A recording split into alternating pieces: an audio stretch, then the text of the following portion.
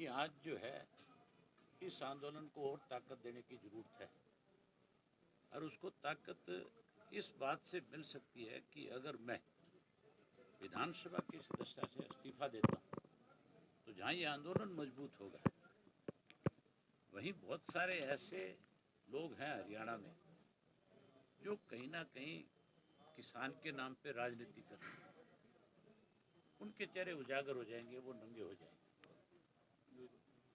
और मुझे लोगों ने खुल करके कहा था कि आपको तुरंत इस्तीफा दे देना चाहिए, और मैंने लोगों की भावनाओं के अनुरूप विधानसभा से इस्तीफा दिया। और अब जब चुनाव आया तो इस चुनाव में भी मैंने हल्के के लोगों के जिम्मे छोड़ा था कि आप ही फैसला करो कि आपके यहाँ से कौन चुनाव लड़े। तो हजारों लोग जो है पंचायत के रूप में इकट्ठा हुए, चोपटा में इकट्ठा होकर के उन्होंने अपना फैसला सुनाया और मुझे कहा कि आप फिर से विधानसभा का चुनाव लड़ो। ये लड़ाई तो इलाहाबाद की जनता की और उन लोगों के खिलाफ है जो काले कानून बनाने में मददगार हैं, जिन्होंने काले कानून बनाए। कांग्रेसी दूध से धुले हुए नहीं है। कांग्रेस के लोग अब कहीं उंगली कटा के शहीद होना चाहते हैं, किसानों की बात करने लगे। इन कांग्रेस वालों ने 2012 और 13 में इसका ड्राफ्ट तैयार किया था। 2013 के लोकसभा के अधिवेशन के अंदर कांग्रेस की तरफ से बिल आया और उस बिल में इन्होंने खुल करके ये कहा कि हम इसको कानूनी अमलीजामा पहनाना चाहते हैं, लेकिन क्योंकि कांग्रेस के पास बहुमत नहीं था और भाजपा जो है इसका विरोध कर रही थी, लेकिन भाजपा के विरोध की बात नहीं थी।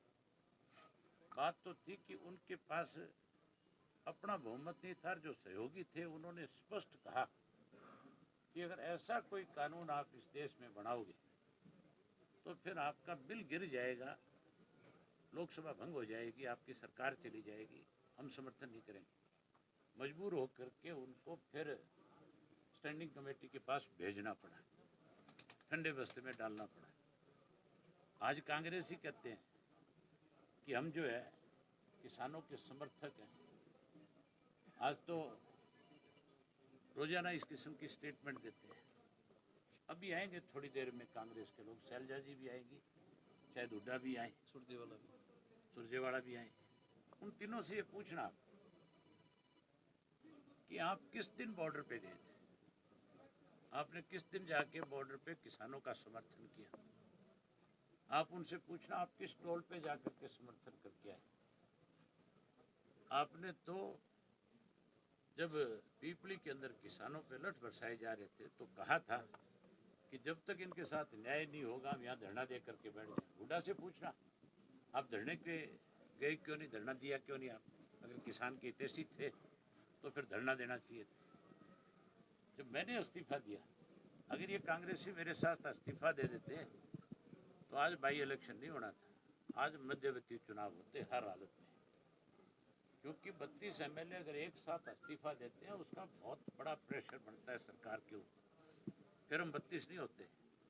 फिर बहुत सारे और ऐसे एमएलए थे जो उस वक्त इतने डरे हुए थे जो हर हालत में इस्तीफा देते और ये सरकार गिर जाती। क्या इस्तीफा आगे जी उसके बाद की बताता हूँ। फिर इसको कैसे बीजेपी की सरकार को ऑक्सीजन मिले, इसके लिए हुड्डा जो है, आप पूछना कि आप किस लिए सरकार के खिलाफ है विश्वास प्रस्ताव गए। किसानों को लेकर के चर्चा करने की बात थी तो अर्जेंट मोशन दे देते, आप कॉलिंग अटेंशन देते, आप 0 ओवर में इस इशू को उठाते, आप उसके ऊपर चर्चा करते।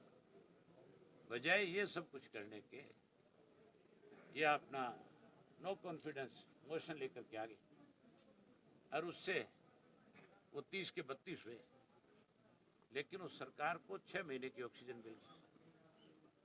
और जो लोग डरे हुए थे, कहीं जो चाहते थे कि किसी दबाव में इस्तीफा दे सकते थे, उन लोगों को राहत मिली, वो लोग भी कहीं ना कहीं से बच गए। ये भूपेंद्र सिंह हुड्डा जो है पूर्ण रूप से बीजेपी के हाथों की कठपुतली है, उनके हाथों में खेल रहा है। आपका आज बीजेपी जेजेपी का तो कोई नाम लेने वाला नहीं है। आज ऐसी हालत है कि जब गांव में जाएंगे वोट मांगने तब लोग एहसास कराएंगे उनसे इस बात का, खास करके कि आपका जो फैसला है, जो 3 कृषि के काले कानून आपने बनाए हैं, ये हमारे लिए मौत है, हमारी डेथ के वारंट है। हम आपको किसी कीमत पे अपना वोट नहीं देंगे। आपका लेकिन कांग्रेस को भी लोग साथ के साथ सबक सिखाएंगे। दूसरी तरफ कांग्रेस और बीजेपी की हालत तुम्हारे सामने है। आज जो है इनके पास अपने कैंडिडेट नहीं है। एक आदमी 10 दिन पहले कांग्रेस ज्वाइन करता है, कांग्रेस वाले उठा करके उसको टिकट दे देते हैं। एक आदमी पहले दिन बीजेपी ज्वाइन करता है और बीजेपी वाले उसको टिकट दे देते हैं। तो दिवालिया पिट गया कि नहीं पिट गया इनका? या आपका कुछ बचा है इनके पास? आपका चौथा आप इलेक्शन ये है। पूछना उनसे। दल बदल से नहीं, मैं आपसे एक बात कहना जी, जी। चाहता हूँ। आप उनसे ये पूछना कि क्या सरसा जिले में, क्या एलनाबाद के अंदर कोई ऐसा कांग्रेसी नहीं मिला तुम्हें जिसको तुम अपनी पार्टी का टिकट दे करके चुनाव लड़वाते? बीजेपी वाले तो बेचारे, कल आपने हालत देखी थी उनकी, तो वो तो बड़ी मुश्किल से जान छुटा करके भाग करके गए। इनसे जरूर ये बात पूछना कि तुम्हारे पास कैंडिडेट नहीं था, तुम्हें किसी आदमी पे भरोसा नहीं था। अगर भरोसा करते किसी पे तो फिर कांग्रेस का उम्मीदवार आना चाहिए था, ना कि पैराशूट से उतारने वाला उम्मीदवार आना चाहिए। आपका चौथा गुटबाजी सामने आ रही है। भरत सिंह बेनीवाल ने अपने कार्यकर्ताओं समर्थकों की मीटिंग बुलाई है। भरत सिंह पुराना कांग्रेसी है। भरत सिंह को तब तो मेरे सामने बलि का बकरा बना दिया था जब बाई इलेक्शन था। 2010 में। लेकिन अब कोई, मैंने भरत सिंह के जो सोशल मीडिया पे उसने अपने एक वो बना रखा है, उस पर लिखा है, आपने वो पढ़ा कि नहीं पढ़ा? उसने लिखा है कि संघर्ष हारा, पैसा जीता है। तो इसका मतलब टिकट तो पैसे से आई है। कांग्रेस ही तो अपनी टिकटें पैसों से बेचते हैं। जो लोग टिकटें पैसों से बेचते हैं वो किसान के कैसे हमदर्द हो सकते हैं? दल आपका- बदल से लोकतंत्र जिंदा रह पाएगा? दल बदल जो चल रहा है, लोकतंत्र तो जिंदा बचेगा 3 तारीख को जब नतीजा आएगा। 2 तारीख को उस दिन जिंदा होगा। आपका चौथा चुनाव है। हालांकि आपने 3 चुनाव बड़ी लीड से जीते हैं, इस बार क्या लीड लेने की उम्मीद आपको? आजकल चौके लग रहे हैं कि नहीं लग रहे हैं? देखते हो कि नहीं देखते मैच? आजकल IPL चल रहा है ना, तो चौका लगेगा, छक्का भी मारूंगा, चिंता मत करो। ठीक है जी।